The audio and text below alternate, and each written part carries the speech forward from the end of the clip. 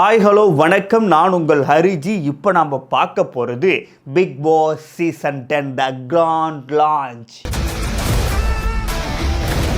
இந்த சுவாரஸ்யமான போட்டியை 9 வருஷமா பார்த்துட்டு இருக்கீங்க. காலிக்கப்பா கொடுத்துருக்கானே April fool. Bigg Boss season 10 ஆரம்பிச்சிடுச்சா அப்படின்னு சொல்கிறதுக்கு எனக்கு ஆசை தான். பட் இப்போதைக்கு ஆரம்பிக்கல. அதுக்கான முன்னோட்டமாக என்ன பண்ணுறாங்க, Bigg Boss the common man அப்படின்ற ஒரு அற்புதமான ப்ரோமோ வெளியிட்டிருக்காங்க. Bigg Boss the common man. நீங்க எல்லாம் வெத்து வெட்டுன்னு நினைக்கிறீங்களே, அந்த காமன் மேன். இது என்னடா Bigg Boss the common man சொல்லிட்டு ஒரு ப்ரோமோ லான்ச் பண்ணுறாங்களே, அப்படி என்னடா இந்த ப்ரோமோவில் இருக்குன்னு சொல்லிட்டு உள்ளே போய் பார்த்தா தான் தெரியுது. விஷயமே அப்பதான் புரியுது. ஹே, இந்த பேக்ல உன்னை பார்க்க பிக் பாஸ் கண்டஸ்டன்ட் மாதிரியே இருக்கடி. நான் மட்டும் பிக் பாஸ் குள்ள போனா ஒரு கலக்கிடுவேன் தெரியுமா? நீ அப்படி வரியா? அதாவது தி காமன் மேனா பிக் பாஸ்ல எப்பயுமே செலிபிரிட்டி தானே செலக்ட் பண்ணி உள்ளே இறக்குவாங்க. இந்த டைம் நாங்கள் அப்படி பண்ணலை. காமன் மேனுக்கு வாய்ப்பு கொடுக்க போகிறோம், அதுக்காகவே ஒரு ஷோவே பண்ண போகிறோன்னு சொல்லிட்டு Bigg Boss the common man. நீ இல்லாதப்ப எல்லாருமே என்ன டார்கெட் பண்ணி கார்னர் பண்றாங்கடா. இது அது இல்ல. சரி, இப்ப நான் வந்து உட்காரணும் அவ்வளவுதானே. நான் தான் டார்கெட். கரெக்டா? டார்கெட் இல்ல. சரி, இதோ வரேன். கவலைப்படாத, அன்புதான் ஜெயிக்கும். இந்த மாதிரி விஷயத்தை ஏற்கனவே பண்ணியிருக்காங்களான்னு கேட்டாக்கா ஏற்கனவே பண்ணியிருக்காங்க. பட் இதுதான் ஃபர்ஸ்ட் டைம். இந்த மாதிரி ஒரு நிகழ்ச்சி இதுக்கு முன்னாடி நடந்திருக்கா, இல்ல இதுதான் முதல் தடவையா? இந்த மாதிரி நிகழ்ச்சி இதுக்கு முன்னாடி நிறைய நடந்திருக்குது, ஆனா இதுதான் ஃபர்ஸ்ட் டைம். ஏன் இந்த மாதிரி விஷயத்தை இவங்க ஏற்கனவே பண்ணியிருக்காங்கன்னு நான் சொல்கிறேன்னு பார்த்தீங்கன்னா, பிக் பாஸ் சீசன் 6 இந்த மாதிரியே காமன் மேனை உள்ளே இறக்க போகிறோம் அப்படின்னு சொல்லிட்டு ஒரு ப்ரோமோ போட்டாங்க.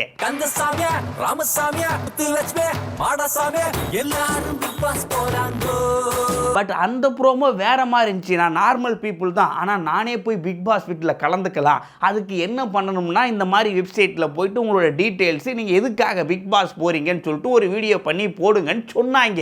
நீங்களும் பிக் பாஸில் கலந்து கொள்ள vijay.startv.com இல் உடனே பதிவு செய்யுங்கள். பிக் பாஸ் பிரபலமாகும் வாய்ப்பை தவறவிடாதீர்கள். அவ்வளோதான் ப்ரோமோ. அந்த விஷயம் நடந்தது மட்டும் தான் நமக்கு தெரியும். எப்படி 4 பேரை செலக்ட் பண்ணாங்க அப்படின்னு தான் நமக்கு தெரியாது.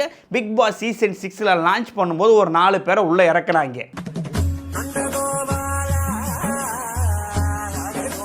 தி காமன் மேனா யார் யார் போனாங்கன்னு பார்த்தீங்கன்னா, ஜிபி முத்து, தனலட்சுமி, சிவினு, ஜனனி, இவங்க 4 பேர் தான் நாங்கள் காமன் மேனா செலக்ட் பண்ணியிருக்கோம்னு சொல்லிட்டு எடுத்து உள்ளே போட்டாங்க. சட்டை போட்டாலும் பச்சை சட்டை கீழே விழுந்தாலும் நம்ம தூக்க கூடாது, மைதானமே கிடையாது.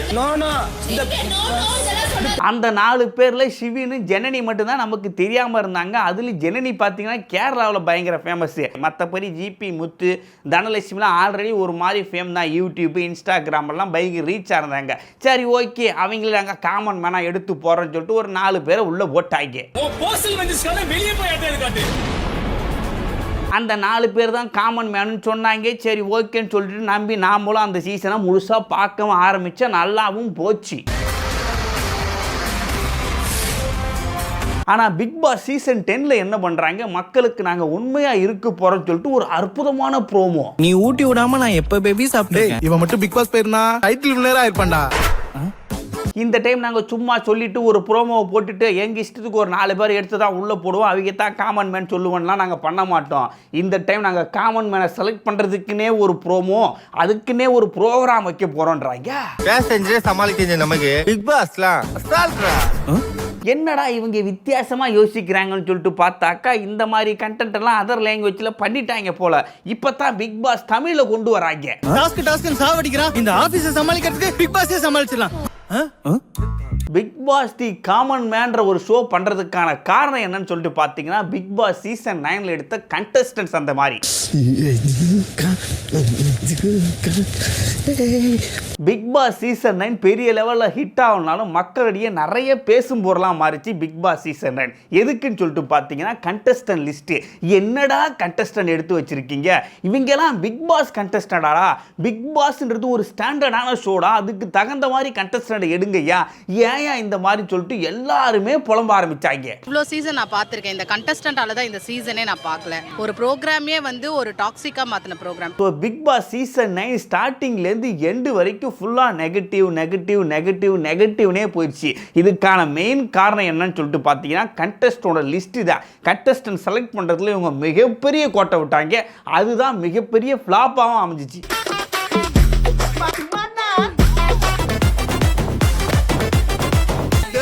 என்னடா பண்ணி வச்சிருக்கீங்க? பிக் பாஸ் சீசன் 9 வர்றதுக்கு முன்னாடி பிக் பாஸ் ஷோவை எப்படி திரும்ப பார்த்துட்டு இருந்தோம், எப்படியாச்சும் நம்ம பிக் பாஸ் உள்ள போயிடணும்டா, அது உள்ள போனாலே ரீச் ஆயிடலாம் அப்படின்னு சொல்லிட்டு பிக் பாஸை இந்த லெவலுக்கு வச்சு பார்த்துருந்தோம். ஆனால் பிக் பாஸ் சீசன் 9ல் கண்டஸ்டன்ட் லிஸ்ட் எடுத்து உள்ள விட்டாங்க பாரு. டேய் என்னடா இது, நாம் எப்படி எதிர்பார்த்துருந்தோம், கடைசியில் சப்பியாக மாறி போச்சு. பிக் பாஸுக்கு இது பண்ணாலே போதுமா, ஈஸியாக உள்ளே வந்துடலாமான்ற மாதிரி ஒரு பிம்பத்தை உருவாக்கிட்டாங்க. தெரியல சார். உங்களுக்கு தெரியல, எனக்கு புரியல.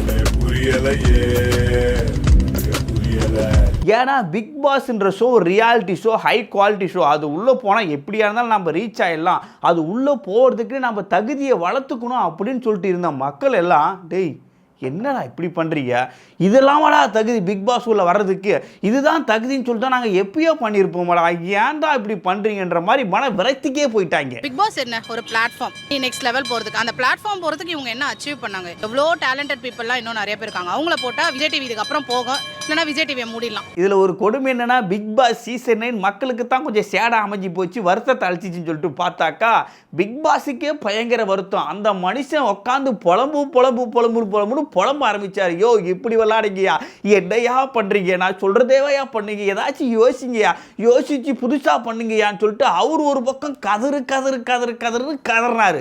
மாத்தி பார்த்தா என்ன நடக்கும்னு நான் பார்க்கறதுக்காக மாத்தினேன். பிக் பாஸ் ஒரு பக்கம் கதறான்னு சொல்லிட்டு பார்த்தாக்கா விஜய் சேதுபதி வந்து வீக்கெண்ட் எபிசோட்லாம் அந்த மனுஷனு கதறாரு. பணம்லாம் எடுத்துன்னு வந்து என்னங்க கேம் விளாடுறீங்க, கத்துறீங்க, கத்துறதை தவிர்த்து வேறு எதுவுமே பண்ண மாட்டீங்க, கேமு ஒழுங்காக விளாடுங்க, ஏங்க இப்படி பண்ணுறீங்க, புரிஞ்சிக்க மாட்டீங்களேன்னு சொல்லிட்டு அந்த மனுஷனும் வாரா வந்து கத்திட்டு போனார். நாங்கள் இத்தனை வாரம்லாம் எந்த சீசன்லையும் எந்த கண்டஸ்டன்ஸும் நாங்கள் ரெடி பண்ணதே இல்லை. கடைசியில் பிக் பாஸ் பேசுகிற வரைக்கும் ரெடி பண்ணிக்கிட்டே இருக்க வேண்டியதாரு. ஸோ இதெல்லாம் பிக் பாஸ் டீம் பார்த்துருப்பாங்க. நாம் செலக்ட் பண்ண கண்டஸ்டன்ட் மக்களுக்கும் பிடிக்கல, பிக் பாஸுக்கும் பிடிக்கல, விஜய் சேதுபதிக்கும் பிடிக்கல. இதனால் இந்த டைம் நாம் எடுக்கிற கண்டஸ்டன்ட்லாம் தரமாக இருக்கணும்னு சொல்லிட்டு முடிவு பண்ணி தான் இந்த ப்ரோமோவே லான்ச் பண்ணியிருக்காங்க. 25 வருஷமா இந்த வீட்ல குக்கிங் டீம்ல இருந்ததுக்கு பிக் பாஸ்ல 3 மாசம் இருந்திருந்தேன்னா டைரக்ட் டைட்டில் வின்னரா ஆயிருந்திருப்பேன். நாம Bigg Boss the common man சொல்லிட்டு ஒரு ப்ரோமோ ஸ்டார்ட் பண்ணி அதையும் ஒரு ப்ரோக்ராமாக பண்ணுவோம். அது உள்ளே வர்ற நார்மல் பீப்புளுக்கு நிறைய டெஸ்ட் வைப்போம், நிறைய கேம்ஸ் வைப்போம், அவங்க எப்படி விளையாடுறாங்க அதெல்லாம் பார்த்து ஒரு 4-5 பேரை செலக்ட் பண்ணி உள்ளே போட்டாக்க கண்டென்ட் நிறையா வரும், பிக் பாஸ் நல்லா போகும்னு சொல்லிட்டு பயங்கரமாக முடிவு பண்ணி தான் இறங்கியிருக்காங்க களத்தில்.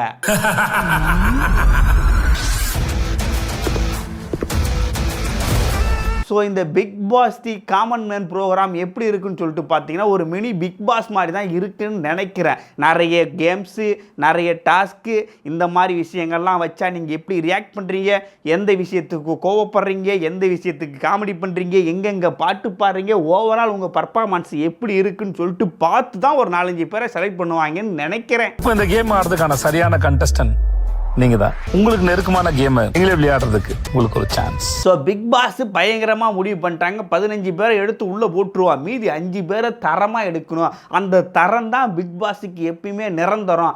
அதனால் இந்த டைமில் நம்ம கண்டஸ்டன்ட் லிஸ்ட்டில் கோட்டை விடக்கூடாது அப்படின்றத பயங்கரமாக முடிவு பண்ணிட்டாங்க.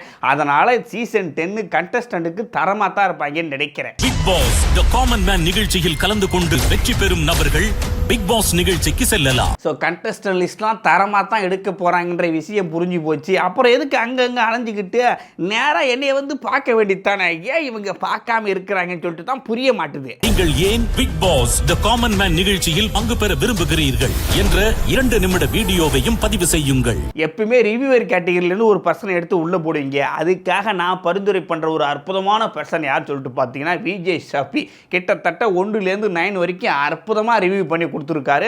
ரிவ்யூ எல்லாம் பயங்கர ரீச். ஸோ அந்த மனுஷனை எடுத்து உள்ளே போட்டிங்கன்னா அவர் எந்த மாதிரி ப்ளே பண்ணுறாரு, இந்த மாதிரி விஷயத்துக்கெல்லாம் எப்படி ரியாக்ட் பண்ணுறாரு அதெல்லாம் பார்க்கலாம். மனுஷரெல்லாம் யோசித்து விளையாடக்கூடிய ஆள் தான். ஸோ அவர் எடுத்து உள்ளே போடுங்கள. நான் உங்க ஷஃபி அண்ட் இன்னைக்கு நம்ம பார்க்க போகிறது பிக் பாஸ் சீசன் 9 உடைய டே 98 எபிசோட் 91 ரிவ்யூ தான். ஷஃபி எடுத்து சீசன் 10ல் உள்ளே போட போகிறீங்க அப்படின்ற விஷயம் எனக்கு தெரிஞ்சு போச்சு.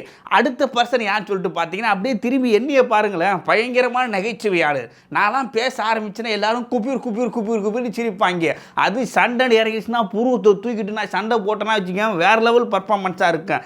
அப்புறம் நகைச்சுவைலாம் அடித்து தூக்குவேன். அப்புறம் பாடல்கள்லாம் சொல்லவே தேவையில்லை, சூப்பராக பாடுவேன். அந்த சுரங்கள்லாம் அடித்து தூக்குவேன். ஸோ எனக்கு ஒரு வாய்ப்பு கொடுங்க, அசத்தி விட்டுருவோம். டான்ஸ் வேணுமா டான்ஸ் இருக்கு, ஃபைட் வேணுமா ஃபைட் இருக்கு, ஃபைனலி எமோஷன் ஆல்சோ இருக்கு.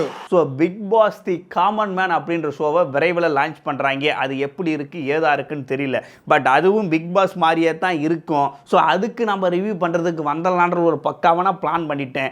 ஸோ பார்ப்போம் இந்த ஷோ எப்படி இருக்குது, ஆட்களை எப்படி செலக்ட் பண்ணுறாங்க, எந்த மாதிரி விஷயங்கள்லாம் பண்ணி செலக்ட் பண்ணுறாங்கன்னு சொல்லிட்டு. ஆனால் இந்த டைம் பிக் பாஸ் டீம் கரெக்டாக இறங்கிட்டாங்க. நாங்கள் கண்டஸ்டன்ட் லிஸ்ட்டில் கோட்டை விடமாட்டோம் அப்படின்றதுல முடிவு பண்ணி இறங்கியிருக்காங்கன்னு மட்டும் தெரியுது.